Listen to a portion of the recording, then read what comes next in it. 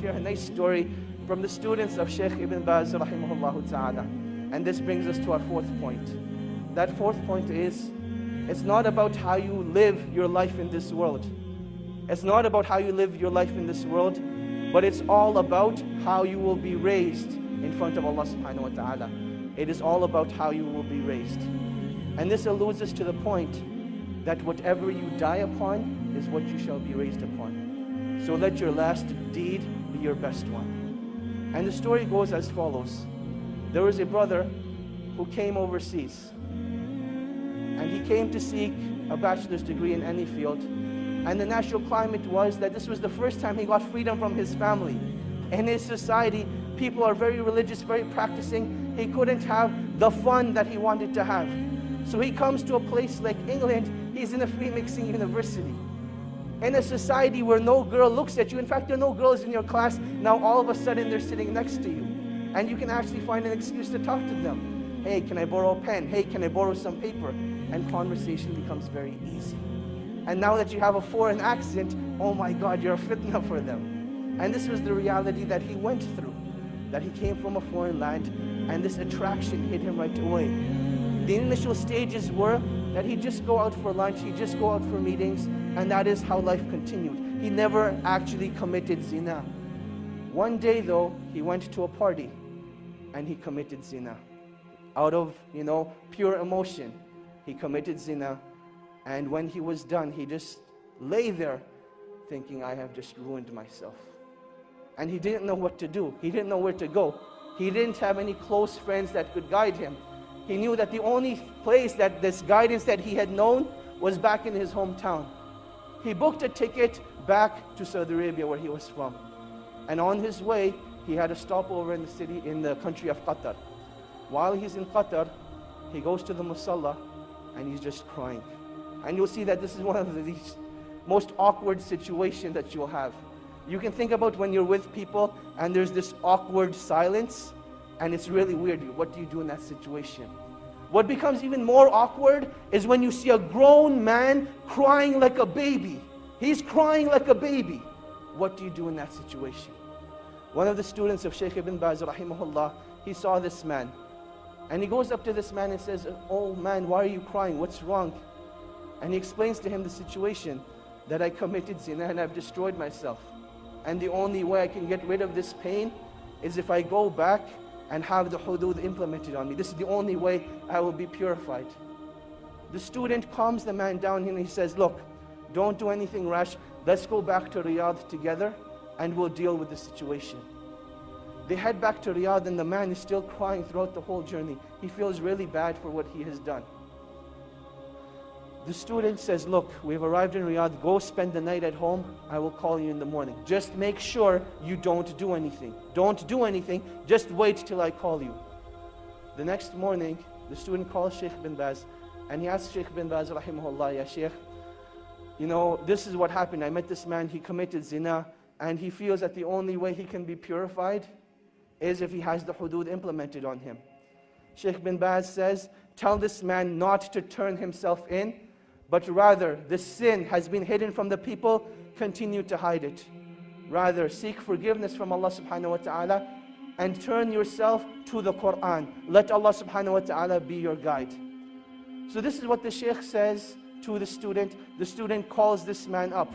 Let's give him a name now. His name was Ahmad. He tells Ahmad, look, the Shaykh says, don't turn yourself in. Death is the easy way out.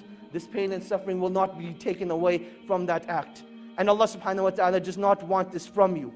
But rather Allah subhanahu wa ta'ala wants you to rectify your ways, turn back to Allah subhanahu wa ta'ala, and that is when that pain and suffering will be taken away.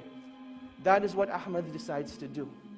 A couple of days go by, he starts reading the Quran, he starts praying in the masjid, and he says that I've never missed a single salah in the masjid since that event took place.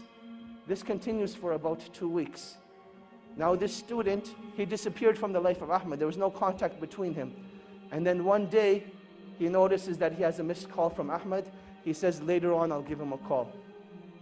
Another couple of days go by, and Ahmad's house is calling now. His home number is showing up on the Shaykh's phone 5-6 times. The student calls the house back and he says, Assalamu alaikum, how are you guys doing? What's going on? And they say, we need to speak to you. Ahmed needs your help. And he says, definitely, I'll come over and see you tonight after Isha. He prays Isha, heads over to the house. And he sees that something just isn't right.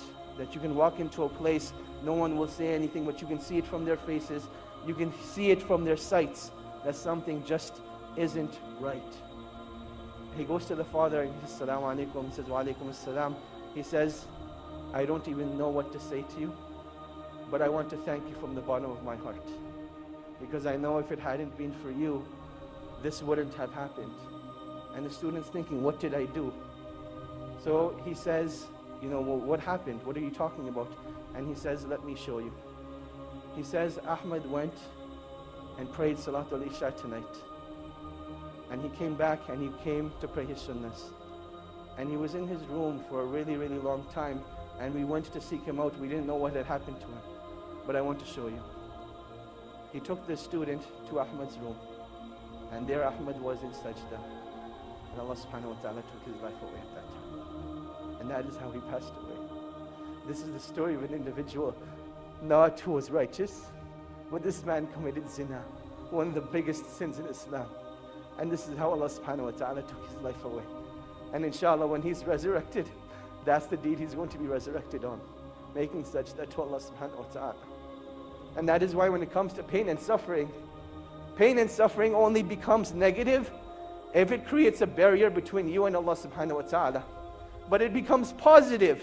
Pain becomes positive, a motivation for you when it brings you back to Allah subhanahu wa ta'ala. And this is what every individual who's going through pain and suffering needs to realize. That this point of pain and suffering is not that Allah subhanahu wa ta'ala wants to punish you, but rather this is a calling from Allah subhanahu wa ta'ala, O my slave, come back to your Lord. O my slave, this is a reminder for you that I want to bring you back to me. And this is one of the wisdoms of trials and tribulations, that while we call each other on the phone, while we text message each other, the calling of Allah subhanahu wa ta'ala comes through trials and tribulations. And you can react one of two ways. Either you can deal with the pain at that moment and decide to get closer to Allah subhanahu wa ta'ala, or you can decide to just restrict that pain to yourself, not do anything about it, and then you'll see what it does to your deen. And this is the last stage of the cycle of isolation, that once you're isolated, you will see that eventually your deen starts to disappear. The content of your salah, the khushu in your salah, it disappears. Your ability to recite the Quran is no longer there. Your ability to fast during the day, it gets taken away. What did you do differently? What you did differently was you gave yourself into shaitan. And shaitan's promise is that he will lead you astray. He will lead you away from the path of Allah subhanahu wa ta'ala. So in times of trials and tribulation, you need to seek out the believers. You need to seek out the righteous and let them be your guide and help to Allah subhanahu wa ta'ala.